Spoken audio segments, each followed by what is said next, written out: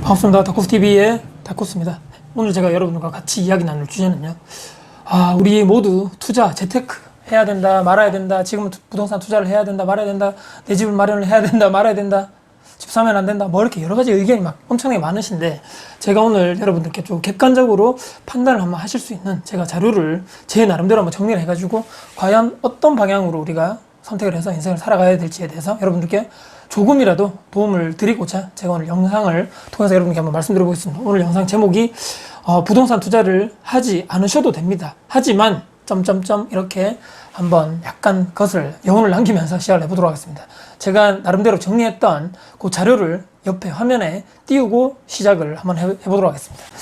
제가 부동산 투자를 해야 하는 이유, 또 반대 의견이죠. 지금은 부동산 또는 아파트를 투자해서는 안 된다, 지금 절대 하면 안 돼, 이런 의견에 대해서 제 나름대로 생각했던 생각들, 또 여러 가지 또 책이라든지 또 지금 여러 가지 또 말씀하시는 분들 있죠. 각 분야에 각 양측에서 투자를 해야 되는 측, 또는 지금 절대 하면 안 된다는 측에 대해서 의견을 제가 종합해서 아마 여기에 대부분이 포함될 것 같은데 큰 각각의 이유들에서 제가 정리를 해왔습니다. 첫 번째는 부동산 또는 아파트에 중심적으로 말씀드리면, 아파트에 투자를 왜 해야 되는가에 대해서 제 생각도 일부 들어가 있고, 또 고수분들, 또 책이라든지 유튜브 통해서 말씀하시는 투자자분들도 공통적으로 얘기하시는 부분입니다. 첫 번째는 내 집 마련해야 됩니다. 왜냐하면 주거의 안정성이 필요하다는 얘기겠죠. 왜냐하면 계속적으로 전세와 월세, 내가 자가가 아닌 임대를 해서 살게 될 경우에 계속적으로 혹시나 이사를 해야 되고, 전세값이 혹시나 오르게 됐을 때 내가 원치 않은 시기, 원치 않은 지역으로 또 이사를 가야 될 확률이 있기 때문에 주거의 안정성 측면에서는 일단은 내 집 마련하는 것이 맞다. 두 번째는 자산의 증식, 그 다음에 현금 흐름을 만들어야 되기 때문에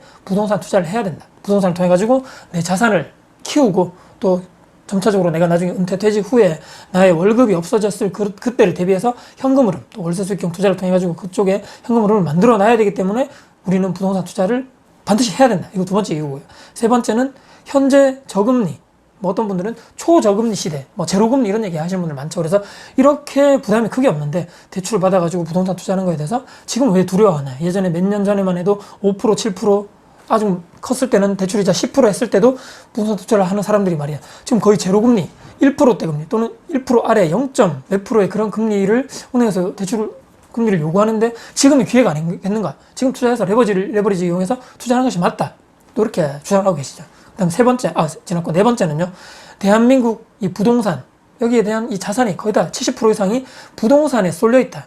위에 나이가 드신 분들 포함해가지고 지금 우리 부모님 세대, 지금 현재 제 같은 40대 또는 50대 분들, 좀 밑으로 30대, 20대 분들 또한, 부동산을 통한 우리의 사랑이라 그러나요? 대한민국 사람들이 아파트 좋아하고 부동산 좋아하는 거 다 아시죠? 그래서 거의 대부분의 자산이 부동산에 거의 쏠림. 이 현상이 쉽게 누그러떨어지지 않고 꺼지지 않을 것 같다. 계속적으로 여기에 대한 자산에 대한 의존도, 부동산에 대한 의존도가 앞으로도 계속 커지기 때문에 계속적으로 투자해야 된다. 이렇게 주장하시는 분들. 그 다음에 다섯 번째는 또 직장인분들 아시죠? 언젠가는 내가 회사에서 나와야 되고 퇴직해야 되고 은퇴해야 되고 하는데, 그때 이후에 내가 아무런 월급이 없는 상태에서 나를 어떻게 내가 벌어먹고 살 것인가? 그렇기 때문에 미리미리 부동산 투자를 해서, 비슷한 얘기겠죠. 아까랑 자산을 증식하고, 또는 나중에 월급 대신 월세를 통해서 내가 어느 정도 안정적인 삶을 살기 위해서 지금 이렇게 직장인 위기, 그때 아무것도 할 게 없기 때문에 또 다른 재테크 뾰족한 수가 없다. 그렇기 때문에 투자를 해야 된다. 또 이렇게 주장하는 분들. 그 다음에 여섯 번째는 현금 가치 하락, 이런 얘기가 있습니다. 무슨 얘기냐면요. 여러분들 좀 비슷한 얘기겠지만 계속적으로 유동성이 확보가 되고 금리가 떨어지고 계속적으로 정부에서 돈을 푸는 이런 시기에는 돈 만들고 있으면 이 돈이 5년 뒤, 10년 뒤에 똑같은 가치로 계속적으로 되는 것이 아니고, 현금 가치는 계속적으로 떨어지는데 실물 자산의 가치가 올라가는, 반대로 올라가게 보이는 이런 상대적인 현상이겠죠. 그렇기 때문에 나의 자산을 해지한다 그러죠. 내 자산의 가치 하락을 방어한다는 측면에 의해서도 지금이라도 부동산 투자를 하는 것이 올바르다. 이것이 올바른 선택이다. 이렇게 부동산 투자를 해야 한다고 주장하시는 분들은 이런 대표적인 6가지 이유. 그렇기 때문에 공통적으로 결론은 무엇인가요? 지금이라도 내 본인 상황마다 다 다르죠. 각자 개인마다 상황과 월급이라든지 모든 상황이 다 다르기 때문에 그들의 상황에 맞게, 본인에 맞게끔 투자를 하는 것이 맞다. 결론은 이렇게 났습니다. 그래서 이분들이 대안하는 방법, 주장하는 것들이 정해져 있죠. 소비 지출 통제해서 종잣돈 만들어가지고 공부하고 투자해. 또 이것을 계속적으로 반복해. 그래서 자산을 늘려. 이렇게 계속적으로 주장을 하고 있다. 이렇게 얘기를 드리겠습니다. 그 다음에 반대쪽 입장을 한번 들어가야 되겠죠. 지금 부동산 투자 또는 아파트 투자를 절대 하면 안 돼. 이유가 아주 많습니다. 첫 번째는요. 부동산 가격이 곧 하락하고 폭락할 것이다.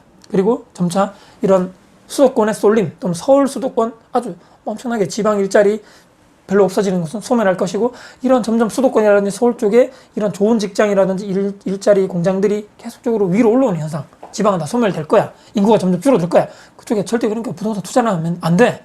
가장 큰 문제. 이렇기 때문에 투자를 하는 것이 첫 번째고, 두 번째는 인구가 감소하고 있습니다, 여러분들. 그 다음에 인구 감소에 더군다나 공급이 폭탄. 계속적으로 해당 지역에 있는 아파트 입주 물량, 공급 물량이 과다하게 폭탄. 또 엄청 많다. 당연히 폭탄. 뭐 인구가 떨어지고, 수요가 줄어드는데 공급은 많아지는 현상. 당연히 떨어질 수밖에 없다. 그 다음에 더더군다나 예전 IMF 또는 국제금융위기 거쳐가지고 뭐 또 방금 최근과 같은 아무도 알 수 없는, 예측하지 못했던 이런 코로나 사태 등등 포함해서 금융위기, 국제위기, 경기 불황, 이 모든 것들이 짬뽕되어 가지고 절대로 부동산 가격이 앞으로는 올라갈 수 없다. 무조건 떨어질 수밖에 없기 때문에 절대 지금 투자하면 안 돼. 이렇게 주장하시는 분들. 세 번째는 부동산 가격이 현재 너무 많이 올랐습니다.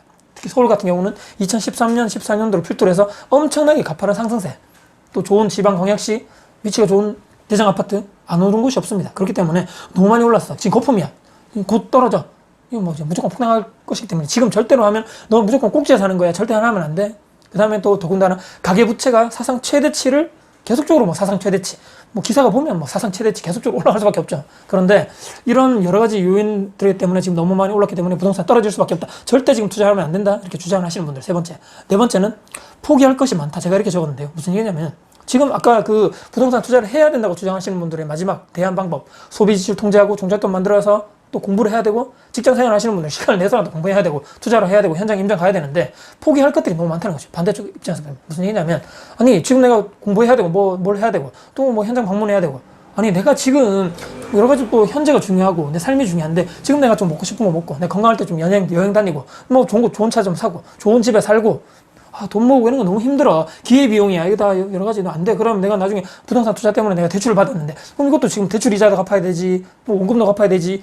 지금 내가 안 돼. 못하겠어. 이렇기 때문에 포기할 것이 너무 많기 때문에 현재 충실해라. 이렇게 또 주장하시는 분들 있죠. 그 다음에 다섯 번째. 많이 나오는 얘기입니다. 일본을 우리는 따라갈 것이다. 일본의 잃어버린 20년, 이거에 예를 드시면서 절대 우리나라는 일본을 계속적으로 우린 따라갔다. 이런 폭락하는 것도 무조건 따라갈 것이다. 그렇기 때문에 절대로 지금은 부동산 투자를 해서는 망하는 길이다. 이렇게 주장하시고, 마지막 여섯 번째. 정말 안타까운 얘기죠. 2030 세대들의, 제가 N포 세대라 적었는데, 뭐 1포 세대, 3포 세대, 5포 세대, 7포 세대 뭐 이런 여러 가지 많은데, 요즘에는 N포 세대. 너무 많아가지고 N개라고 적었죠. 결혼 포기, 뭐 취업 포기, 뭐 여러 가지 다. 꿈도 포기하고, 목표도 포기하고, 다 포기하는 거죠. 내 집 마련 포기. 소확행, 욜로. 여기만 충실하고, 지금 나는 부동산 투자하는 건 너무 나는 나와는 너무 먼 미래, 나와는 너무 딴 세상 얘기야.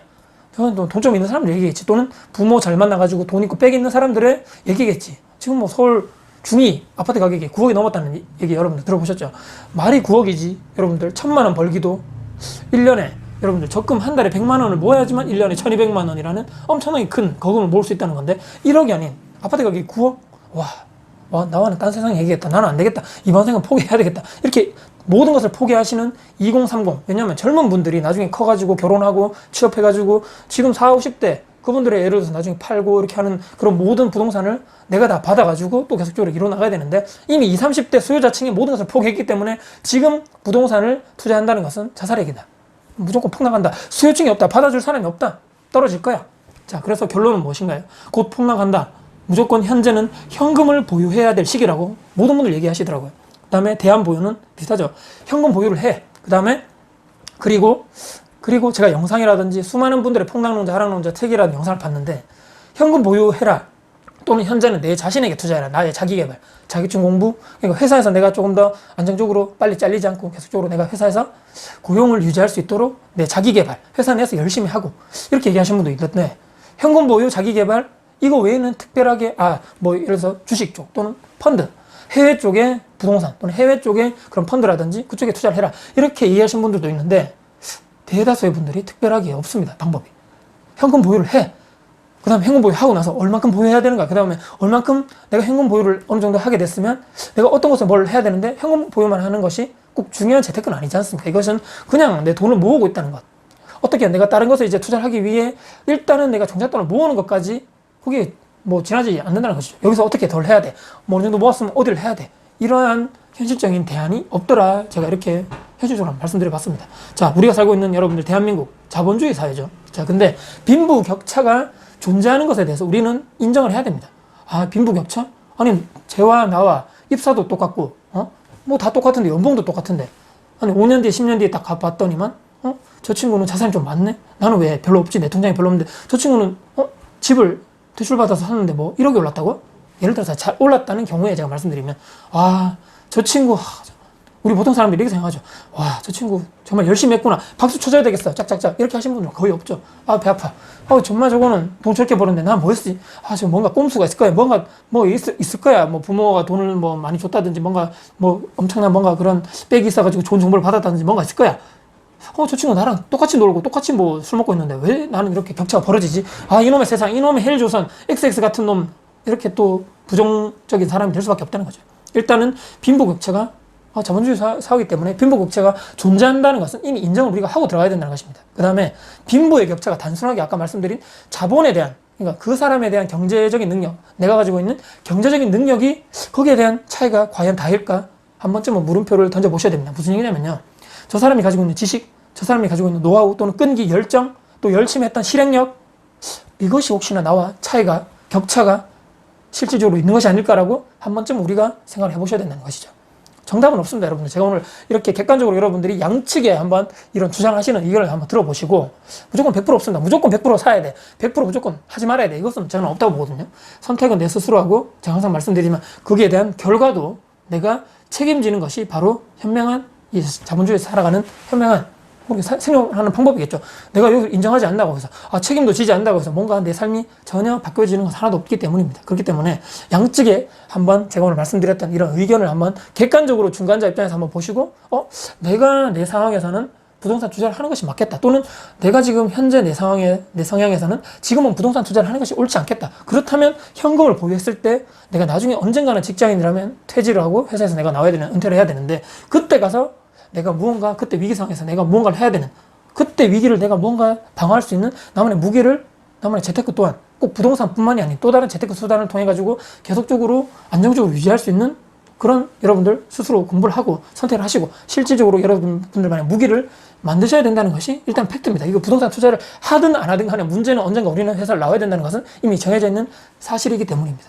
오늘 제가 여러분들께 말씀드린 부동산 투자 굳이 하지 않으셔도 됩니다. 하지만 제가 오늘 말씀드린 이유를 알겠죠. 여러분들의 선택은 소중한 것이 여러분들만의 책임을 고스란히 또 가져가야 되는 아주 좋은, 아주 또 중요한 지금의 선택 기로에 서 있지 않겠는가 한번 생각하시면서 여러분들께 여러분들께 선택하는 방향성에 대해서 조금이라도 제가 조언을 드렸다면 아주 감사한 일일 것 같습니다. 오늘 또 긴 영상 봐주셔서 감사드리고요. 혹시라도 제 영상이 여러분께 또 도움 되셨다면 구독, 좋아요, 알람 설정 그리고 댓글도 주시고요. 혹시라도 제 영상이 널리 공유될 가치가 있다고 생각하시면 주변 분들께 공유해 주신다면 저희가 아주 큰 힘이 될 것 같습니다. 다음에 여러분들께 도전 영상 가지고 찾아뵐 것을 약속드리면서 지금까지 다코TV의 다코스였습니다. 감사합니다.